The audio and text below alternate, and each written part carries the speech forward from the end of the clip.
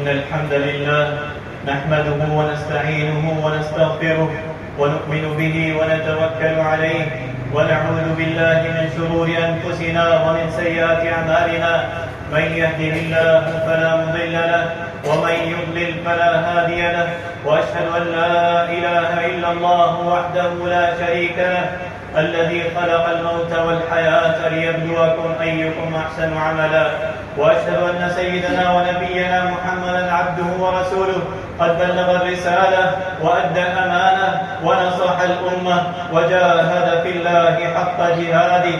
اللهم صل وسلم وبارك على سيدنا ونبينا محمد وعلى آله الأتقياء وصحابته الأوفياء والتابعين لهم ومن تبعهم بإحسان إلى يوم الدين.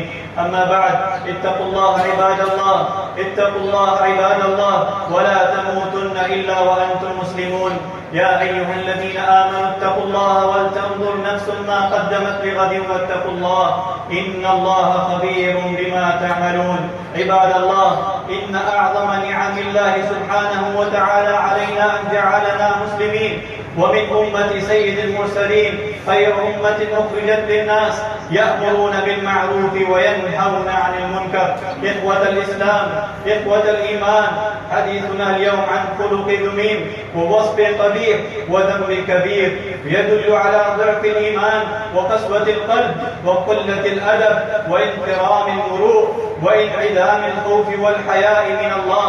من ابتلاء به هلك ستر الله عليه فخسر في الدنيا وفي أخراها. والمنكرات إنها المجاهرة بالمعاصي والمنكرات، إنها المجاهرة بالمعاصي والمنكرات. فالمجاهرة بالمعاصي والمنكرات أن يرتكب الشخص الإثم علانية ويقع في المعصية جهارة. وقال الله ربنا سبحانه وتعالى: لا يحب الله الجهر بالسوء من القول إلا من ظلم.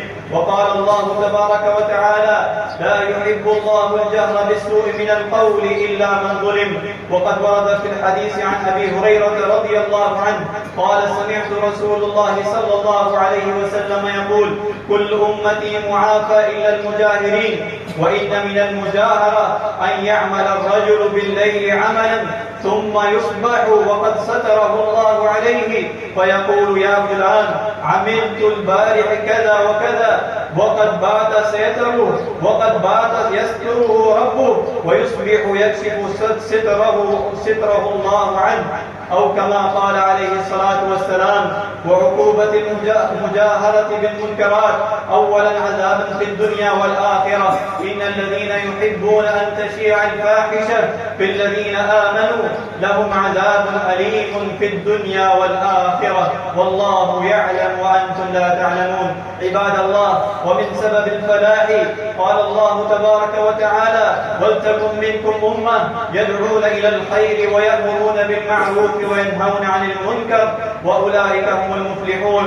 والفلاح هو الفوز المطلوب والنجاة من المربح، فلاح في الدنيا وفلاح في الآخرة. فلاح في الدنيا بالحياة الطيبة بما فيها من سعة الرزق وصحة الدين. الأمر بالمعروف والنهي عن المنكر سبب للنجاة من الهلاك. وقد ضرب رسول الله صلى الله عليه وسلم في ذلك مثلا بديعا حين قال: مثل القائم على حدود الله والواقع فيها كمثل قوم استهموا على سفينة فأصاب بعضهم أعلاها وبعضهم أسفلها، فكان الذين في أسفلها إذا استقوا من الماء مروا على من فوقهم فقالوا: لو أنا فرطنا في نصيبنا فرقا ولم نؤذي من فوقنا. فإن يتركوهم وما أرادوا هلكوا جميعا، وإن أخذوا على أيديهم نجوا ونجوا جميعا، أو كما قال عليه الصلاة والسلام. وقال عليه الصلاة والسلام: من دعا إلى هدى كان له من الأجر مثل أجور من تبعه لا ينقص ذلك من أجورهم شيئا، ومن دعا إلى ضلالة كان عليه من الإثم مثل آثام من تبعه لا ينقص ذلك من آثامهم شيئا، أو كما قال عليه الصلاة والسلام. فاتقوا الله عباد الله، وتحلوا بمكارم الإخلاق وجميل الخصال ومحاسن الفعال، واجتنبوا مساوي الأخلاق وقبيح الخصال. توبوا إلى ربكم من ذنوب تمنع.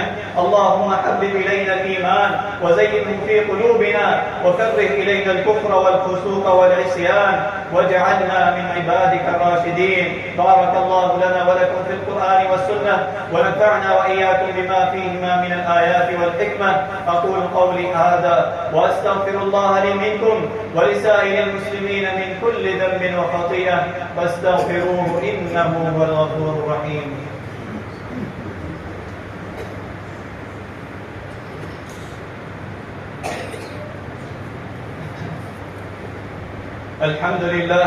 الحمد لله حمدا كثيرا طيبا مباركا فيه كما يحب ربنا ويرضى، وأشهد أن لا إله إلا الله وحده لا شريك له، وأشهد أن سيدنا ونبينا محمدا عبده ورسوله. اللهم صل وسلم وبارك على سيدنا ونبينا محمد وعلى آله وصحبه أجمعين. أيها المسلمون، اتقوا الله وراقبوه، واعلموا أنكم غدا موقوفون ومحاسبون، وعلى أعمالكم مجزيون، ولا تموتن إلا وأنتم مسلمون. واعبد ربك حتى يأتيك اليقين. قد أفلح من تزكى. هذا وصلوا وسلموا على رحمة المهداة والنعمة المسداة، فقد أمركم بذلك ربكم جل في علاه، فقال قولا كريما: إن الله وملائكته يصلون على النبي يا أيها الذين آمنوا صلوا عليه وسلموا تسليما.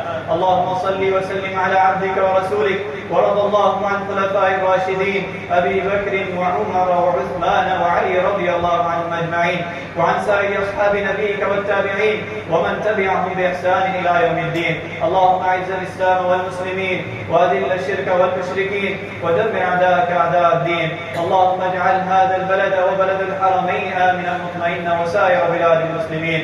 اللهم انصر إخواننا المسلمين المستضعفين في كل مكان. اللهم ألف بين قلوب المسلمين. اللهم اجمعهم على كتابك وسنة نبيك صلى الله عليه وسلم. اللهم احسن عاقبتنا في الأمور كلها، وأجرنا من خزي الدنيا وعذاب الآخرة.